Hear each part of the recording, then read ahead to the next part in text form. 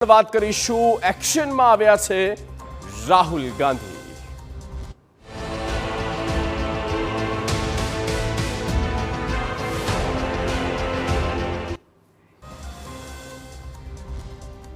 છેલ્લા 3 દાયકાથી ગુજરાતમાં કોંગ્રેસ સત્તાથી દૂર રહી છે।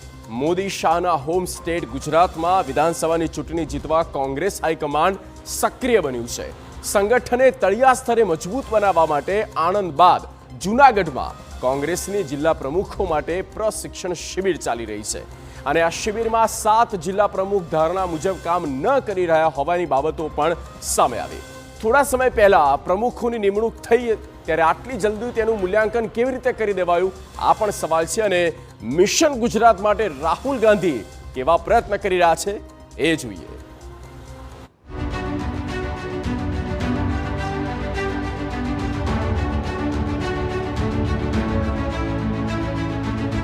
2027 માટે રાહુલ ગાંધીનું સ્પષ્ટ માનવું એ હશે કે અબ કहीं દેર ના હો જાए।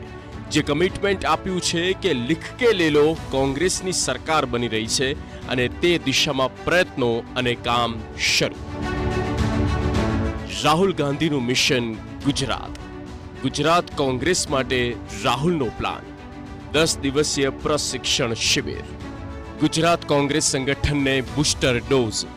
ગુજરાત પ્રદેશ કોંગ્રેસે 10 દિવસીય પ્રશિક્ષણ શિબિરનો આઝાદીનો આરંભ કર્યો। આ શિબિરનો મુખ્ય ઉદ્દેશ પ્રદેશ કોંગ્રેસના નેતાઓને સંગઠનની સુદૃઢતાનું પાઠ શીખવવાનો છે।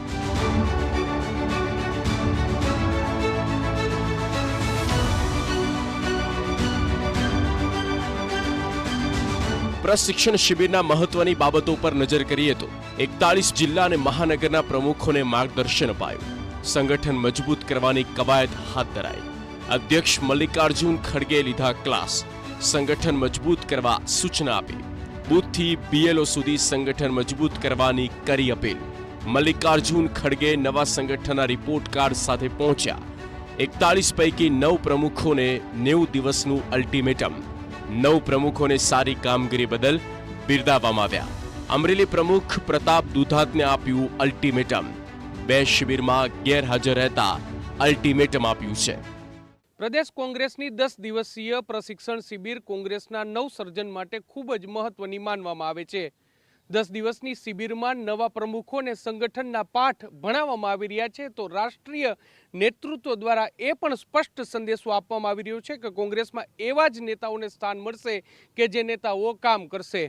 10 દિવસીય શિબિરમાં કોંગ્રેસના નેતા રાહુલ ગાંધીએ પણ 3.5 કલાક સુધી નેતાઓને પાઠ ભણાવ્યા હતા અને વોટ ચોરીના નેશનલ મુદ્દાથી લઈ અને ખેડૂતો, યુવાનો અને બેરોજગારીના મુદ્દે વિધાનસભાની ચૂંટણી પહેલા લોકોનો વિશ્વાસ જીતવા માટેની હાકલ પણ કરી છે।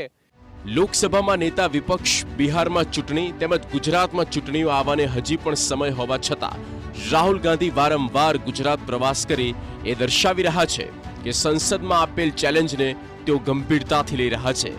રાહુલ ગાંધીના પ્રવાસ પર નજર કરીએ તો 7-8 માર્ચે રાહુલ ગાંધીએ અમદાવાદમાં બેઠક કરી હતી। 8-9 એપ્રિલે કોંગ્રેસના રાષ્ટ્રીય અધિવેશનમાં હાજરી આપી હતી। 15-16 એપ્રિલે સંગઠન સર્જન અભિયાનનો પ્રારંભ કરાવ્યો। 26મી જુલાઈએ આણંદમાં પ્રશિક્ષણ શિબિરનું ઉદ્ઘાટન કરાયું। 12 સપ્ટેમ્બરે જૂનાગઢ ખાતે પ્રશિક્ષણ શિબિરમાં સામેલ અને હવે 18મી સપ્ટેમ્બરે ફરી આવશે ગુજરાત। જવાબદાર હોદ્દેદાર વ્યક્તિ સામે કાર્યવાહી અથવા તો જવાબદારી લઈ લેવામાં આવે એવું અન્ય પાર્ટીઓમાં થતું જોવા મળ્યું છે પરંતુ કોંગ્રેસ કોર્પોરેટ સ્ટાઇલથી કામ કરે અને માત્ર 2 મહિનામાં જિલ્લા પ્રમુખોનું મૂલ્યાંકન થાય એવું અગાઉ ક્યારેય નથી બન્યું। શિબિરમાં એ બાબત પણ સામે આવી કે 7 પ્રમુખો નિશ્ચિત માપદંડોથી ઓછું કામ કરી રહ્યા છે। પ્રમુખો કે જવાબદાર લોકો કેવું કામ કરે છે એનો મૂલ્યાંકન માટેની એક પદ્ધતિ પણ કોંગ્રેસે તૈયાર કરી છે। જિલ્લા પ્રમુખોને શહેર પ્રમુખોને બનાવવા માટે થઈને જે પ્રભારી નીમવામાં આવ્યા એ પ્રભારી એક સ્ટેટના પ્રભારી છે એ જિલ્લામાં આવ્યા। જિલ્લામાં આવીને જિલ્લાની તાસીર મેળવી એમની સાથે ગુજરાતના લોકલ આગેવાનો, ધારાસભ્ય કક્ષાના, પૂર્વ મંત્રી કક્ષાના જોડાયા અને એક આખી પ્રોસેસ કરીને જિલ્લા પ્રમુખોને અને શહેર પ્રમુખોને તારવીને સારી રીતે એક મેનેજમેન્ટ થાય એવી રીતે એમને બનાવ્યા। એમને બનાવ્યા પછી દિલ્હી બોલાવવામાં આવ્યા। એમને કઈ રીતે કામ કરવાનું છે, એમની ઉપર સતત ઇવોલ્યુશન થશે, સતત મોનિટરિંગ રહેવાનું છે. ગુજરાતમાં કોંગ્રેસ સામે અનેક પડકારો છે, ત્યારે રાહુલ ગાંધી ગુજરાતમાં આવી નાકામ નેતાઓને કાઢી મૂકવાની વાત વારંવાર કરી રહ્યા છે. જો કે એવું કામ થતું નથી દેખાતું. પણ ગુજરાતમાં જે પ્રકારની સ્થિતિ કોંગ્રેસની છે, ત્યારે કોઈ ચમત્કારી નેતૃત્વ કોંગ્રેસના કાર્યકરો અને નેતાઓનો વિશ્વાસ બુલંદ બન્યો રહે અને ચૂંટણી મેદાનમાં ઉતરતા પૂર્વે સંગઠન મજબૂત થાય એના પ્રયત્નો ચોક્કસ કરવામાં આવી રહ્યા છે. અને એ જ કારણ છે કે રાહુલ ગાંધીની આ તમામ ગુજરાત મુલાકાતમાં સામાન્ય વ્યક્તિઓ વચ્ચે જવાને બદલે પોતાના કાર્યકરો અને નેતાઓને જ મળી રહ્યા છે. આખા દેશમાં કોંગ્રેસને જીવિત રાખવાની જવાબદારી માત્ર રાહુલ ગાંધીના શિરે છે? તો 30 વર્ષથી ગુજરાતમાં બની બેઠેલા કોંગ્રેસી નેતાઓ શું કરી રહ્યા છે? હવે રાહુલ ગાંધી આ બેટલ હાથમાં લીધી છે અને લીક કે લે લો, જે દિવસે સંસદમાં બોલ્યા કે 2027માં અમે ગુજરાત જીતવા જઈ રહ્યા છે, લીક કે લે લો, ત્યારબાદ એમણે સતત પ્રયત્ન કરી રહ્યા છે.